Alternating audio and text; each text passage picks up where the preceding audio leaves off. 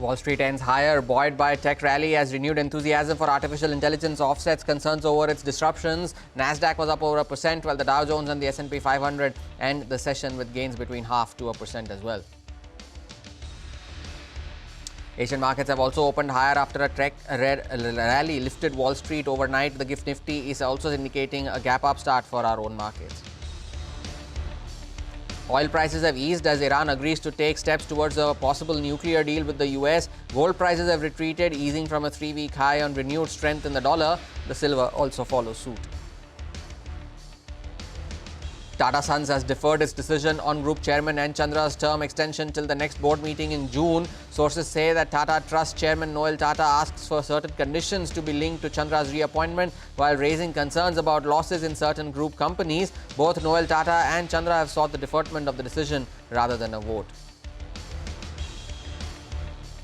And the offer for sale for IRFC opens today for non-retail investors as the government looks to divest 2% equity in the company with an additional green shoe option of another 2%.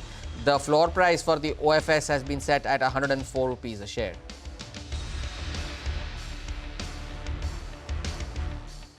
Midweek is here. You're watching Power Breakfast right here on CNBC TV 18 in the Mumbai News Centre. I'm Hormus Fatakia. All eyes are on Donald Trump and his State of the Union address that is set to begin any time from now. And as you can see, visuals coming in from the Capitol where Donald Trump is going to take the stage in his State of the Union address. Mind you, he has already given us a warning that it promises to be a longer address considering he has a lot to talk about. So all eyes on Donald Trump and his State of the Union address. The US futures as of now are on the edge. No significant movements there, but the Asian markets have started off well considering the overnight rebound that you saw on Wall Street, and you can see that on your screens as well. The Hang Seng is up 0.5%. The Taiwanese index too trading with gains of over 1% as well. Similar gains seen in the Kospi as well. So Asian markets are doing relatively okay as of now. And pull up the GIFT Nifty, and after yesterday's moves that we saw,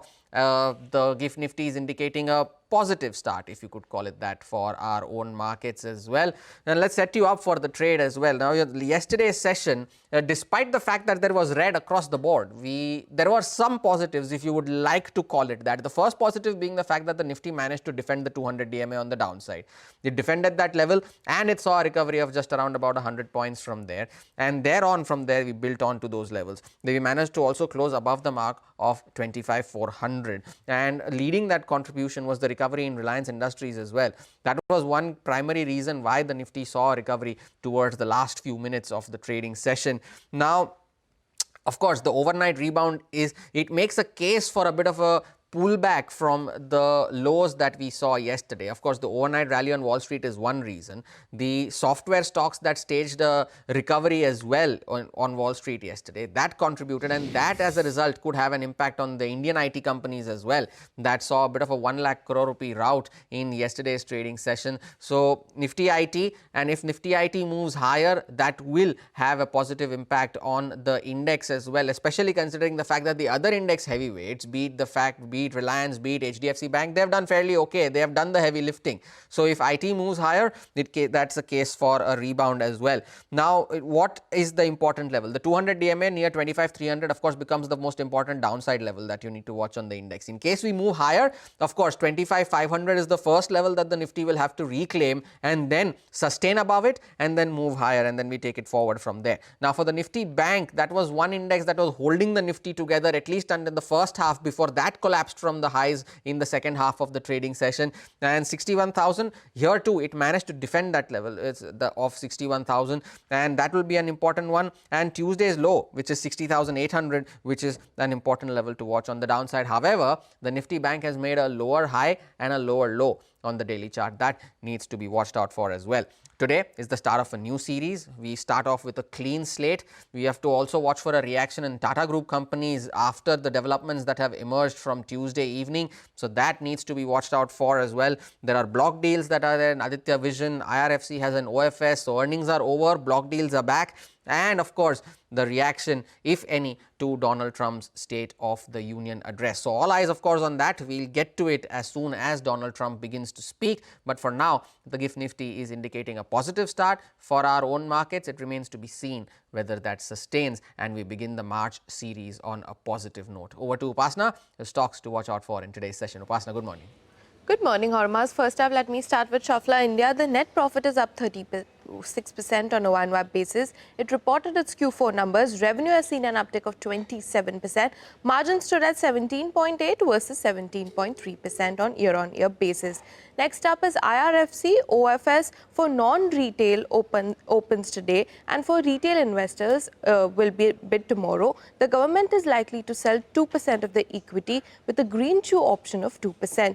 Next up is RVNL. It bags order worth 270 crore from Central Railways. Thus, hence, the stock will be in focus. Next up is Dr. Reddy's. SEC concludes investigation with no enforcement action against the company. Lupin will also be on our radar today as it receives approval from US FDA for the launch of an oral solution in US markets. Hexaware is the next one. It collaborates with Amazon Web Services to deliver AI-powered SDLC solutions. Edgy Infra is also the next one on our radar. It has declared L1 bidder by NHAI for a project worth 1582 crore. Wari Energy's Premier Energy is also on our radar as US to impose 126% initial duty on solar imports from India. Now, according to sources on Aditya Infotech, promoter and Dixon Tech is likely to sell up to 5.8% of the stake in the company via block deal.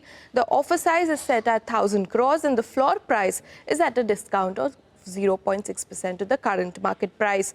Next up is Hindalco. The company's subsidiary buys Novelis shares worth nearly 1,700 crore. And lastly, coming to Power Grid, the cabinet has approved raising Power Grid equity investment cap to 7,500 crore versus 5,000 crore. So all in all, we'll be keeping an eye out on all these stocks in today's trading session.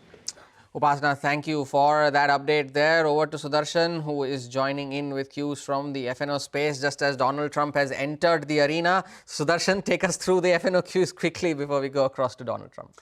Good morning, Hormaz. So it was last day of February series and we did manage to hold on to levels above 200 DMA, and that was a good part for Nifty.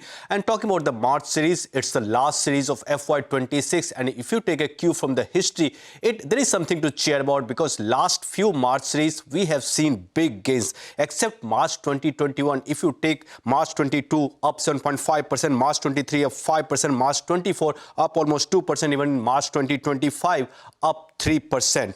Now, in the last few series, in February, in majority of the series, market has been range bound. In February, we have gained 250 points, but in January, we are down 760. In December, up 55. November down 51, and in October we had seen big gains of more than 1,300 points. Now in March series, Nifty rollover is below 70% versus 3-month average of around 72 to 73%. And if you talk about FI's long exposure, it's at multi-month highs. And as we start March series, long exposure is at 21%, and it's they remain heavily shorted. If you talk about the net contracts, it's at minus 1.07 lakh, and for client exposure, it's at 78,000 contracts. Now, in the March series, what all would be the important trigger? First, Trump's comment related to tariff, we'll have to watch out for that. Second, what's the update on US and Iran talks? And lastly, in March, especially we see bump up in insurance data, that also will keep an eye on. And lastly is vehicle sales also, because normally in the month of March, we see a strong set of numbers. We'll keep an eye out on all of these names. Sudarshan, thank you for that selfie.